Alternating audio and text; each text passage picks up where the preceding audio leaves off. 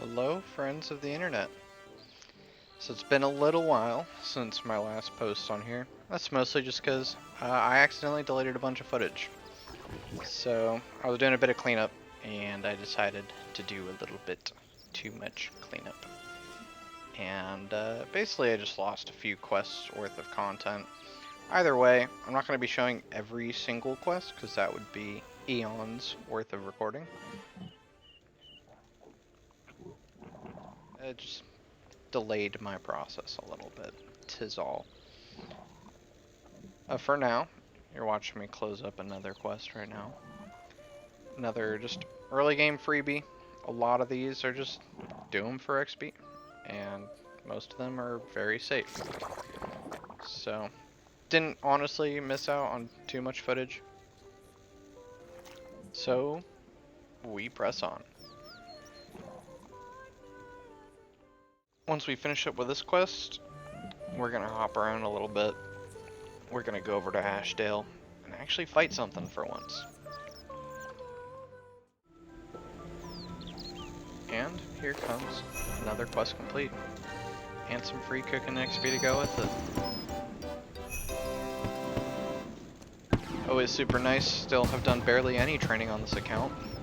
And skills aren't looking terrible, considering all we do is walk around and quest. Now we're just gonna keep this train rolling. We're gonna find a couple things for this yak that lives in Varrock, and that's gonna give us even more XP. Here's one of those things I was talking about. It's all the way at the rooftop, Al-Kharid Palace. And you get to watch this amazing spinning animation. Yep. Get this out of the way early. It is a thing that exists. On to the next thing.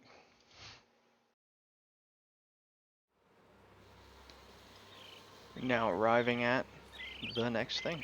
We're gonna get a cool spinning animation again. But more importantly, we're gonna get a lamp.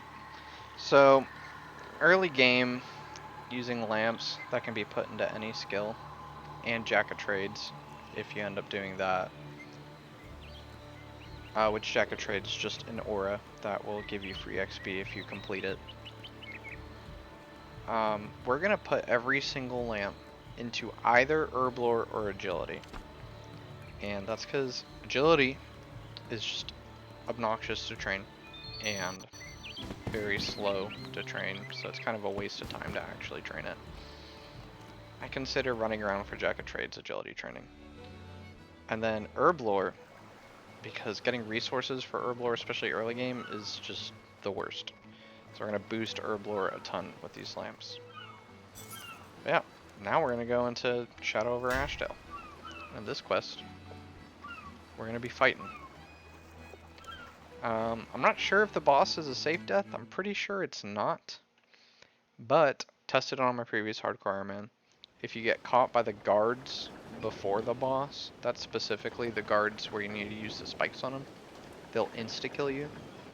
That's not a real death. You just get caught, but it looks like you died. It's actually really scary. Yeah, welcome to Ashdale. One of the most notoriously nice places in the game. Nice looking places, that is. Unfortunately, there's not too much to do here other than this quest. Yeah, we're gonna go along and explore the sewers of this place. And probably just gonna jump straight through the combat portions just to show you. We're in tier 10 necromancy gear. And the fight scaled to your level, but even then we have a whopping 3 abilities to our name right now because I didn't bring any ectoplasm, and we're gonna be just fine. So let's jump ahead a little bit.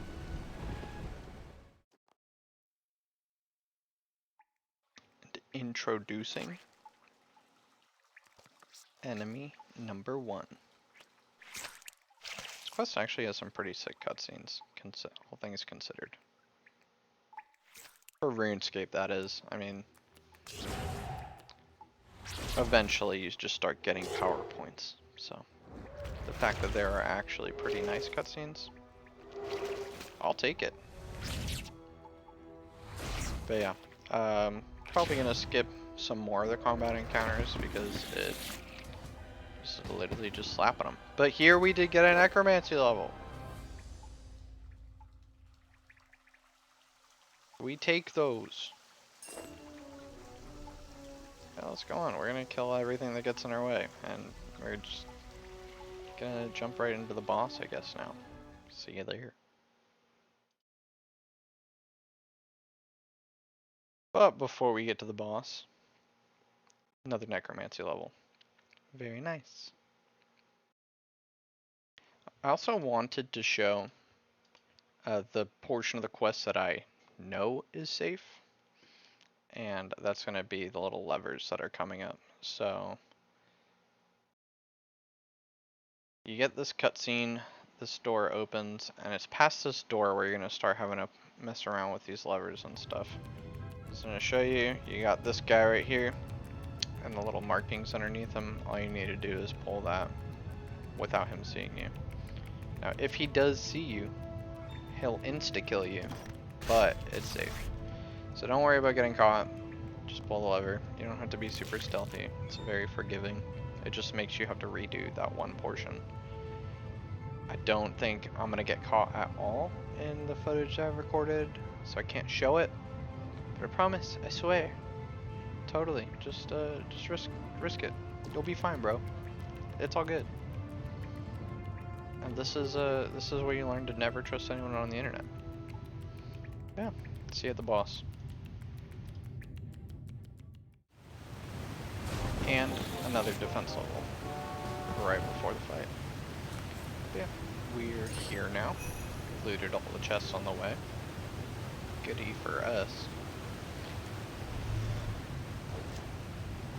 Here comes a big guy. So here, there are actual mechanics where you don't want to stand in the quadrant where the tentacle slams. I don't think that does a super large amount of damage, even if you do get hit. It's pretty easy to just walk out of the area. If you get hit, the dungeon provided you food along the way. And we always carry our own food with us, especially when we're so low level. We'll be just fine. It turns out necromancy outranges the other one, so we don't even need to worry about getting slammed by them for now.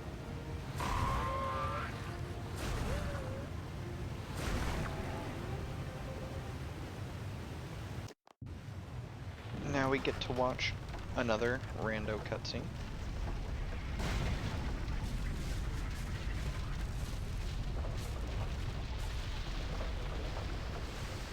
And although he's big and scary, it's gonna be just fine.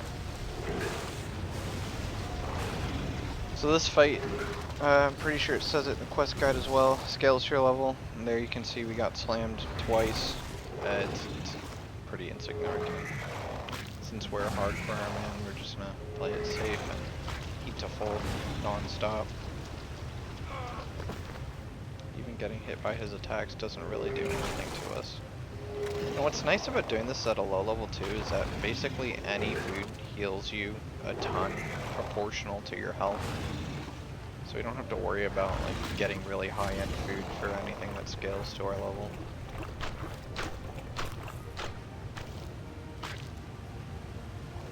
But for the most part, this boss fight is just move away from super telegraphed attacks and then click him to kill him.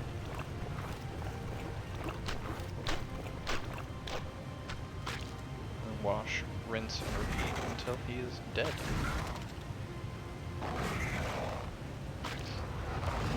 Something that I definitely could have done here that you might want to do, but I'm super cheap on my ectoplasm early game, as you could have just brought your ectoplasm to summon your skeleton, because the skeleton, especially if you unlock the ability from your gathering souls during your rituals, does a ton of damage, so this fight would have probably taken just a few seconds in order to finish it. But even with that little skeleton friend, Agaroth goes down, and we save the city, and we're now the best hero in the entire world.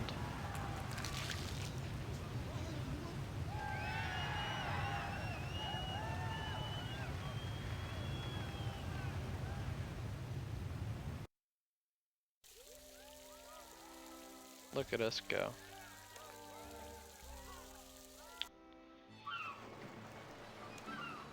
And that completes yet another quest. Pretty sure you just talk to this guy and we get our rewards.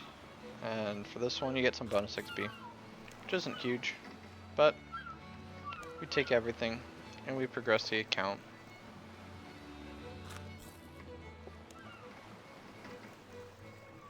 Give me the loot.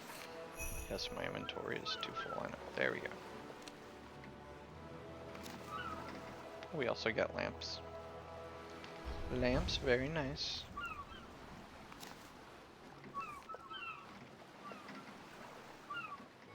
Basically any journal you get, you can just immediately destroy it.